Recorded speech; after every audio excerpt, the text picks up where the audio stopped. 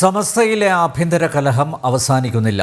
സമസ്തയുടെ നിലപാടുകൾക്കും ആദർശങ്ങൾക്കുമെതിരെ പ്രവർത്തിക്കുന്നത് സംഘടനക്കുള്ളിലുള്ളവർ തന്നെയെന്ന് അബ്ദുൽ ഹമീദ് ഫൈസി അമ്പലക്കടവ്. സമസ്തയിലെ ലീഗ് വിരുദ്ധ ചേരിയുടെ വക്താവായ ഹമീദ് ഫൈസി അമ്പലക്കടവിൻ്റെ പ്രസ്താവനയുടെ ചുവട് പിടിച്ച് വലിയ ചർച്ചകളാണ് നടക്കുന്നത്.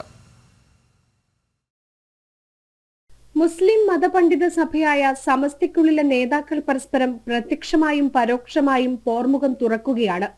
സമസ്തയിലെ ലീഗ് വിരുദ്ധരും അനുകൂലികളും തമ്മിൽ കഴിഞ്ഞ കുറെ കാലമായി ചില അസ്വാരസ്യങ്ങളുണ്ട്.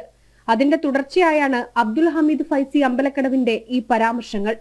സമസ്തയുടെ നിലപാടുകൾക്കും ആദർശങ്ങൾക്കുമെതിരെ പ്രവർത്തിക്കുന്നത് സമസ്തയ്ക്കുള്ളിലെ നേതാക്കൾ തന്നെയാണെന്നാണ് അബ്ദുൽ ഹമീദ് ഫൈസി അമ്പലക്കടവിന്റെ പരാമർശം.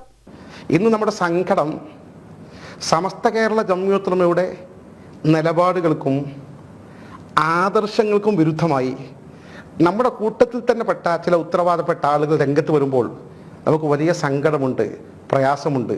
ശരിയാണ്, തെറ്റിദ്ധാരണകളാണത്. ഇന്നല്ലെങ്കിൽ നാളെ അവർ തിരുത്തിയേക്കും. സമസ്തയ്ക്കുള്ളിലെ നേതാക്കളുടെ പരസ്പരമുള്ള കൊമ്പുകോർക്കലിൽ അണികൾക്ക് വലിയ അമർഷമുണ്ട്. അത് നവമാധ്യമങ്ങളിലെ കമന്റുകളിൽ നിന്ന് വ്യക്തം.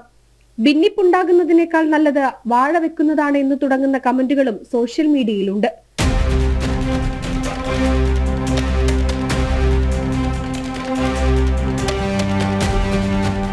നേരത്തെ ക്രിസ്മസ് ആഘോഷങ്ങളിൽ പാണക്കാട് സാദിഖ് അലി ശിഹാബ് തങ്ങൾ പങ്കെടുത്തതിന് വിമർശനമുന്നയിച്ച അബ്ദുൽ ഹമീദ് ഫൈസി അമ്പലക്കടവ് രംഗത്ത് വന്നിരുന്നു.